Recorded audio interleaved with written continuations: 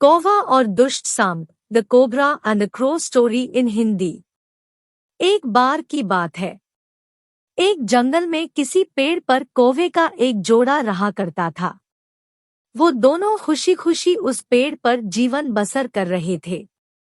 एक दिन उनकी इस खुशी को एक सांप की नजर लग गई। जिस पेड़ पर कौवों का घोंसला था, उसी पेड़ के नीचे बने बिल में सांप रहने लगा था। जब भी कौवों का जोड़ा दाना चुगने के लिए जाता, सांप उनके अंडों को खा जाता था और जब वो वापस आते तो उन्हें घोंसला खाली मिलता था, लेकिन उन्हें पता नहीं चल पा रहा था कि अंडे कौन ले जाता है। इस प्रकार से कई दिन निकल गए। एक दिन कौवे का जोड़ा दाना चुगकर जल्दी आ गया तो उन्होंने देखा कि उनके अंडों को बिल में रहने वाला एक सांप खा रहा है। इसके बाद उन्होंने पेड़ पर किसी ऊंचे स्थान पर छुपकर अपना घोंसला बना लिया। सांप ने देखा कि कौवों का जोड़ा पहले वाले स्थान को छाड़ कर चला गया है, लेकिन शाम होते ही दोनों वापस पेड़ पर आ जाते हैं।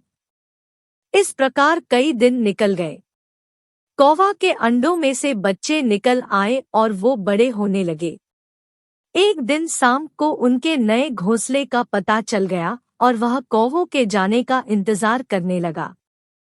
जैसे कौवे घोंसला छोड़ कर गए, सांप उनके घोंसले की ओर बढ़ने लगा, लेकिन किसी कारण से कौवों का जोड़ा वापस पेड़ की ओर लौटने लगा।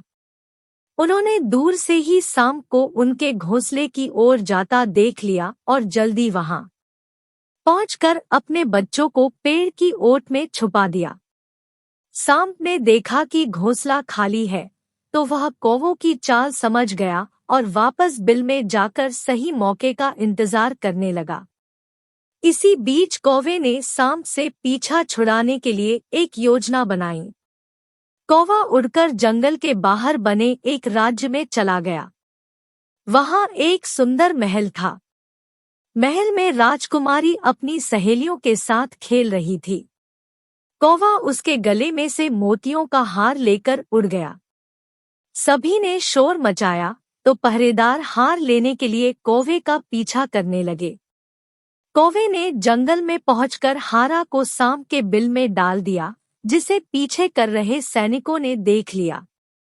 जैसे ही सैनिकों ने हार निकालने के लिए बिल में हाथ डाला तो सांप फुकारता हुआ बाहर निकल आया। सांप को देखकर सैनिकों ने तलवार से उस पर हमला कर दिया, जिससे सांप घायल हो गया और अपनी जान बचाकर वहां से भाग गया।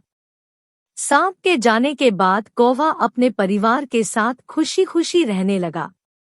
हमें इस कहानी से यह सीख मिलती है कि कभी भी निर्बल का फायदा नहीं उठाना चाहिए। साथ ही मुसीबत में समझदारी से काम लेना चाहिए। Thanks for watching.